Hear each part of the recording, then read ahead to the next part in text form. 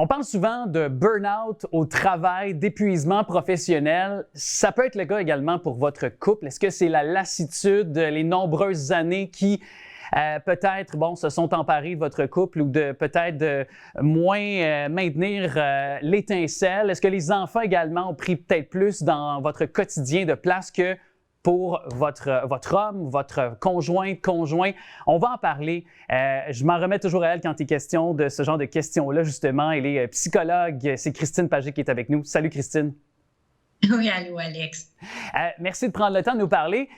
Qu'est-ce que c'est le burn-out amoureux? Parce que ça peut avoir plusieurs déclinaisons, là. Oui, bien, en fait, un peu comme le burn-out professionnel au travail, c'est une espèce d'épuisement, mais qu'on ressent dans la relation amoureuse. Donc, ça amène évidemment une espèce de prise de distance au niveau des émotions, au niveau des sentiments amoureux aussi qui s'émoussent, on pourrait dire, hein. Donc, la personne, elle peut vivre un peu des symptômes un petit peu comme on vit dans l'épuisement professionnel, mais ça peut aller très bien au travail, là, c'est vraiment dans la relation amoureuse qu'elle se sent de cette façon. Est-ce que c'est le facteur temps? Quels sont les signes, peut-être, pour les repérer du burn-out amoureux?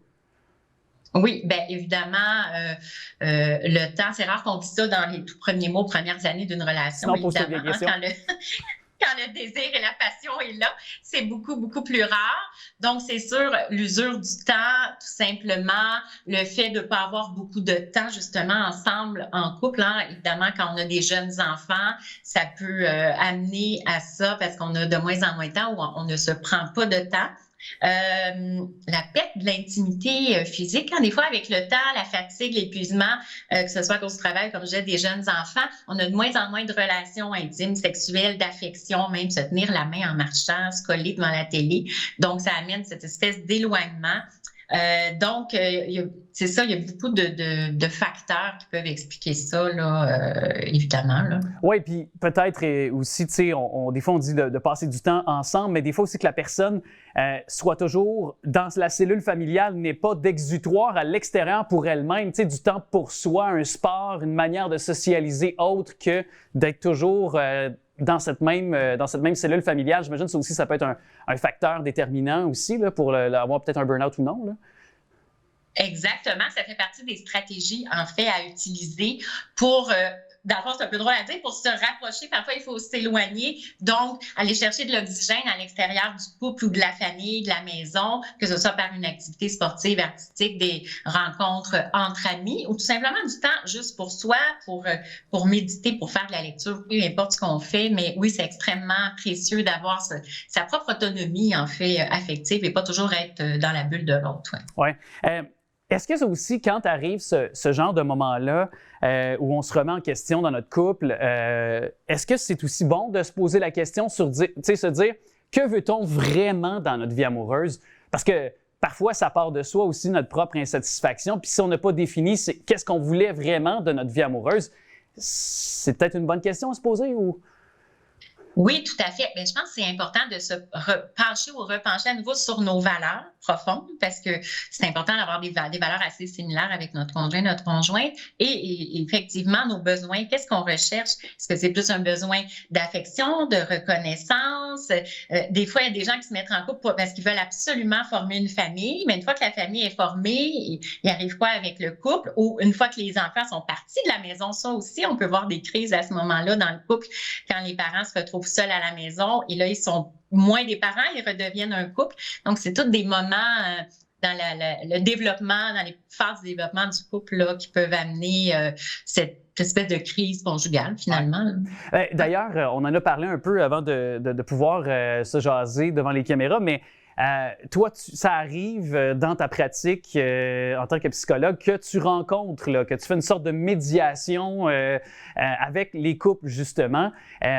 Est-ce que dans ta démarche, par exemple, est-ce que c'est de donner un temps de parole à chacun et finalement pour que chacun d'entre eux puisse émettre leur doléance, puis par la suite de trouver un genre de point de rapprochement? C'est comment tu interviens, toi, dans ta façon, dans le fond, avec un couple pour pouvoir tenter de se rapprocher? Bien, tout d'abord, c'est ça, je rencontre toujours le couple ensemble dans un premier temps. Puis ensuite, je les vois une fois seulement séparés pour voir, entre autres, leur motivation et leur amour. Parce qu'on s'entend que pour être en thérapie de couple puis changer, il faut que les deux veulent changer. Donc, il doit avoir la motivation, mais il doit encore avoir des sentiments amoureux. Il doit avoir de l'amour. S'il n'y a plus rien, que le couple sont seulement des colocataires, il y a peu de chances que la thérapie fonctionne, à part que ce soit peut-être pour amener finalement à une séparation. Donc, on fait ça. Ensuite, on revient, puis oui, c'est sûr que chacun a son tour de parole.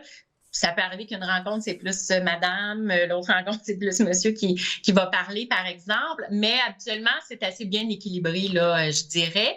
Puis, ben, c'est de parler, mais de s'écouter. L'autre doit écouter. Ils sont là pour ça, justement, pour prendre le temps, enfin, de s'écouter, ce qu'ils font pas nécessairement au quotidien à la maison. Oui, oui. Et parfois, ça peut être difficile un petit peu. Des fois, on est un petit peu plus cambré, là. On est peut-être plus sur la défensive. Donc, j'imagine que ton bureau devient un terrain neutre pour pouvoir échanger, pouvoir un peu mieux être à l'écoute de l'un de l'autre, puis pouvoir se comprendre.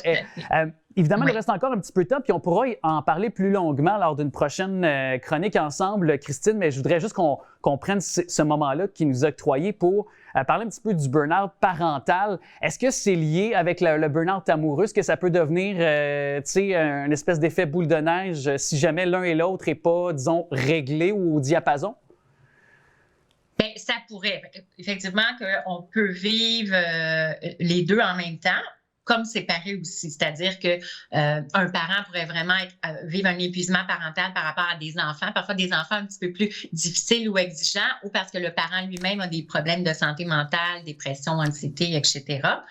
Et tout en étant toujours amoureux de son conjoint. Mais c'est sûr que déjà, si on est en épuisement d'un côté, si on ne sent pas le soutien, par exemple, de notre conjoint alors qu'on est épuisé au niveau parental, ça se peut qu'à un moment donné, ça ait vraiment des répercussions et un impact aussi dans la relation avec le conjoint. Fait que c'est sûr que ça pourrait être vécu en même temps à ce moment-là. Oui, d'être donc à l'écoute des signes. On se reparlera bien sûr dans une future chronique de burn-out parental. Pour aussi faire comprendre la réalité. Des fois, avec les enfants, c'est un tout autre aussi. Tu l'as un peu évoqué, là, mais de façon succincte, mais on aura le temps, on en prendra aussi pour parler de la vulnérabilité aussi des parents qu'ils peuvent vivre aussi au quotidien. Christine Pagé, ça a été un plaisir. Merci beaucoup. Moi aussi, merci beaucoup.